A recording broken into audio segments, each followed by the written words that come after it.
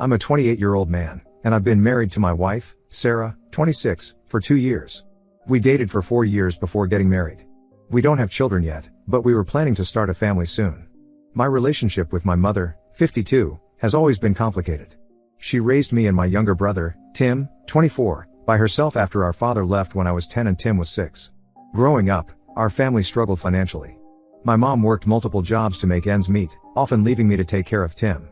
I remember many nights when I had to cook dinner for us or help Tim with his homework because mom was working late. Despite the challenges, I always admired her determination to provide for us. As I got older, I started to notice that my mom relied on me emotionally more than she probably should have. She would often talk to me about her problems with work or relationships, even when I was still a teenager. I felt like I had to be strong for her, and I took on a lot of responsibility at a young age. When I got my first real job at 22, working as an entry-level accountant at a local firm, I started helping my mom financially. At first, it was just small things, buying groceries when I visited or helping her pay a utility bill. I didn't think much of it at the time. I felt it was my duty to help her after everything she had done for us. I met Sarah when I was 24. She was a nurse at the local hospital, and we hit it off immediately. As our relationship grew more serious, I started to see my family dynamic through her eyes. Sarah noticed how often I was helping my mom and expressed concern that I might be enabling her dependence on me. At the time, I brushed off her concerns, thinking she just didn't understand our family situation. Over the next few years, as Sarah and I got engaged and then married, my financial support for my mom increased. I was making more money at my job, and it seemed like my mom always had a new crisis that needed solving. Sometimes it was car repairs, other times it was unexpected medical bills. I always stepped in to help, often without questioning the details. Sarah and I had many discussions about this. She worried that my mom was taking advantage of my generosity and that it could affect our future plans. We wanted to buy a house and start saving for a family, but a significant portion of my income was going to my mom. I assured Sarah that it was temporary, that my mom just needed some help to get back on her feet. About 6 months ago, things took a turn. My mom called me in tears, saying she was behind on rent and would be evicted if she didn't come up with $2,000. Without hesitating, I transferred the money to her account. A week later, I noticed a strange charge on my bank statement. It was for an online casino. I usually didn't scrutinize my mom's expenses, but this time something felt off. I dug deeper into her recent transactions and discovered that she had used most of the money I gave her for online gambling. I was shocked and angry. I confronted her about it, and she broke down, admitting that she had developed a gambling problem over the past year. She claimed she was trying to win enough money to pay me back and become financially independent. I told her I couldn't keep supporting her if she was going to gamble the money away. I insisted that she get help for her addiction and told her I wouldn't give her any more money until I saw real change. She promised to stop gambling and seek help. For a couple of months, things seemed to improve. My mom stopped asking for money, and I thought maybe the tough love approach had worked. Sarah and I started to focus on our own plans again, looking at houses and discussing when we might start trying for a baby. Then, last week, everything fell apart. Sarah came home from her shift at the hospital looking upset. She told me that my mom had called her at work and accused me of cheating on Sarah with my ex-girlfriend, Lisa. Lisa and I had dated briefly in college, long before I met Sarah, and we hadn't spoken in years. I was completely blindsided by this accusation. I tried to explain to Sarah that it wasn't true, but she was understandably hurt and confused. My mom had told her she had proof in the form of text messages between Lisa and me. I had no idea how she could have gotten these messages or what they might say. Sarah asked to see my phone and my messages. I gave them to her without hesitation, knowing there was nothing to hide. But the damage was already done. The seed of doubt had been planted, and Sarah didn't know what to believe. She said she needed some time to think things through and went to stay with her sister. I've been trying to understand why my mom would do this. Is it revenge for cutting off her financial support? Has her gambling addiction led her to more extreme behavior? I'm caught in the middle of this nightmare, and I don't know how to fix it. I've always loved my mom and felt responsible for her well-being, but now I'm starting to see how unhealthy our relationship has been. I'm worried about losing Sarah, the woman I love and want to build a future with, because of my mom's actions. I don't know how to balance my family loyalty with my marriage, and I'm afraid I might lose everything. Update 1. It's been 2 weeks since my initial post, and the situation has only gotten worse. Sarah still hasn't come home, and our communication has been limited to a few text messages. She's made it clear that she's not ready for a face-to-face conversation yet. I miss her terribly, but I understand that she needs time to process everything. In one of her messages, Sarah told me that she doesn't know what to believe anymore. That statement hit me hard. The trust we've built over 6 years has been shaken by my mom's lies, and I'm at a loss for how to rebuild it. I decided to confront my mom about her accusations. At first, she denied everything, claiming she was just looking out for me. But as I pressed her for details, her story started to fall apart. Finally, after hours of back and forth, she admitted that she had made up the whole thing. Her explanation was that she thought Sarah was going to leave me eventually, and she was trying to protect me by breaking us up first. I couldn't believe what I was hearing. I asked her how she could do something so cruel, but she seemed unable to grasp the severity of her actions. During our conversation, I learned that she had fabricated the text messages she claimed to have.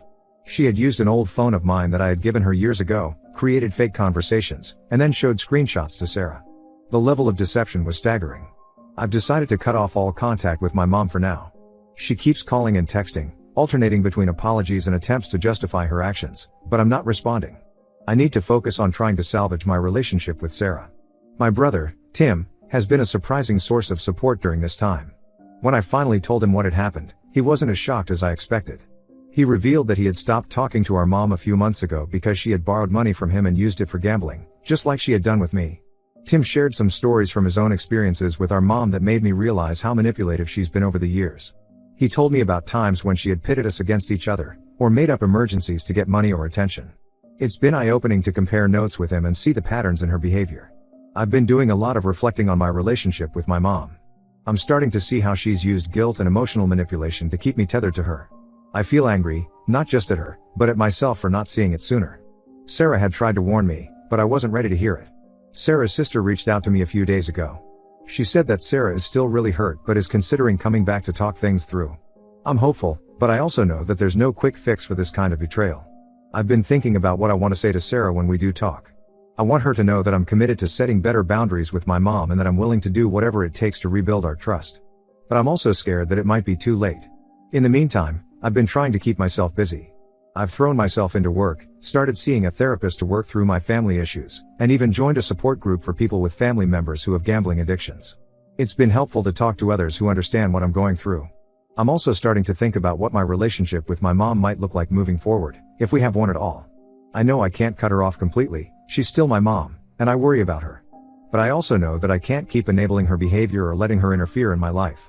This whole situation has made me realize how much I've neglected my own needs and wants over the years.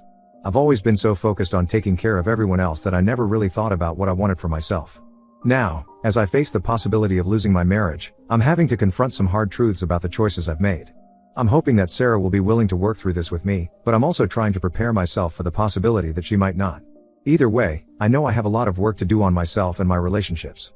I just hope it's not too late to save the most important one. Update 2. It's been another month, and I wish I had better news to share. Sarah finally agreed to meet with me last week. We decided to take a walk in the park near our house, a place where we used to spend a lot of time together. As soon as I saw her, I could tell that something had changed. She seemed distant and kept avoiding eye contact. We started with some awkward small talk about work and the weather. It felt strange to be discussing such mundane topics when there was so much unresolved between us. Finally, Sarah got to the real reason for our meeting. She told me that she had been doing a lot of thinking over the past weeks. She said that while she believed I hadn't cheated on her, the fact that my mom was able to cause such chaos in our relationship had made her feel vulnerable.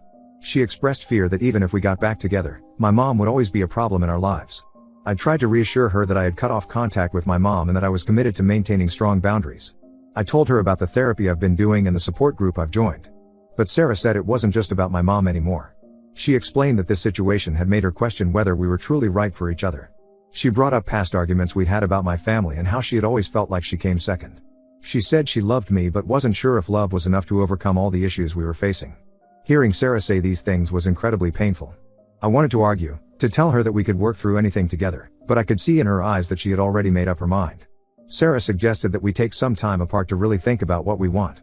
She proposed a trial separation of 3 months. During this time, we would live separately and limit our contact. At the end of the 3 months, we would reassess our relationship and decide whether to work on it or end it permanently. I agreed to the separation, even though it was the last thing I wanted. I felt like I was losing my best friend and partner, but I also knew that pushing her to stay would only make things worse.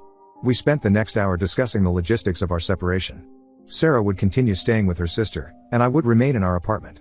We agreed on how to handle our shared finances and decided to only contact each other if absolutely necessary. As we were saying goodbye, Sarah hesitated for a moment. She reached out and squeezed my hand, telling me that she was sorry things had turned out this way. It took every ounce of self-control I had not to break down right there in the park. Since that meeting, I've been trying to focus on myself. I've continued with therapy and have started exploring some new hobbies to keep myself occupied. I've joined a local hiking group and have been spending more time outdoors, which has been helpful in clearing my head. I've also had to deal with the fallout from my decision to cut off contact with my mom. She's been telling family members and mutual friends that Sarah abandoned me because she couldn't handle our family. It's frustrating to hear these lies being spread, but I'm trying to stay above it and not engage. My brother Tim has been keeping me updated on our mom's situation. Apparently, she's still gambling and has been asking other family members for money. It's hard to hear, but it also reinforces that I made the right decision in setting boundaries. As the days pass, I find myself oscillating between hope and despair. Part of me believes that this time apart will help Sarah see that we can overcome this obstacle. Another part of me is terrified that she'll realize she's happier without me. For now, all I can do is focus on becoming the best version of myself. Whether Sarah and I end up together or not, I know I need to address my own issues and learn to set healthier boundaries. It's a difficult journey, but I'm committed to seeing it through. Update 3. It's been 3 months since my last update, and I'm writing this with a heavy heart. Sarah and I are officially separated. After our trial separation period ended, we met to discuss our future, and it became clear that the trust between us had been irreparably damaged. We tried couples counseling for a few sessions, hoping that a professional could help us navigate through our issues. During these sessions, we talked about the impact my mom's actions had on our relationship, but we also uncovered other underlying problems that we had been ignoring. Sarah expressed that she had always felt like she was competing with my family for my attention and loyalty. She said that even before the incident with my mom, she had been unhappy with how much of our resources, both financial and emotional, were being directed towards my family issues. I realized that I had been so focused on trying to take care of everyone else that I had neglected my relationship with Sarah. I had always thought I was doing the right thing by helping my family, but I now see how it came at the cost of my marriage. After much discussion and soul-searching, we both agreed that the best thing for us was to go our separate ways. It was an incredibly difficult decision, but we both felt it was necessary for our individual growth and happiness. We've started the process of dividing our assets and figuring out the logistics of our separation. It's been challenging, but we're trying to keep things amicable. We've agreed to minimal contact for now to give each other space to heal.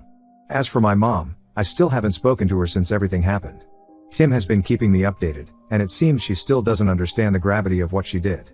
She's convinced herself that I'll eventually forgive her and things will go back to normal. But I don't see that happening, at least not anytime soon. I've been focusing on rebuilding my life. I've moved into a new apartment and have been trying to establish new routines. I'm still in therapy, working through my family issues and learning how to set healthier boundaries. Work has been a welcome distraction. I've taken on some new projects at the accounting firm, which have been keeping me busy. I've also been spending more time with friends, reconnecting with people I had neglected during my marriage. It's been a difficult journey, full of ups and downs. Some days, I feel optimistic about the future and excited about the possibilities ahead. Other days, the loneliness and regret hit hard, and I find myself missing Sarah and the life we had planned together. I'm trying to take it one day at a time and focus on personal growth. I don't know what the future holds, but I do know that I'm done letting other people's problems dictate my life. It's a painful lesson, but one I needed to learn. For now, I'm working on finding a balance between being there for my family and taking care of myself. It's not easy, but I'm committed to creating a healthier, more fulfilling life for myself.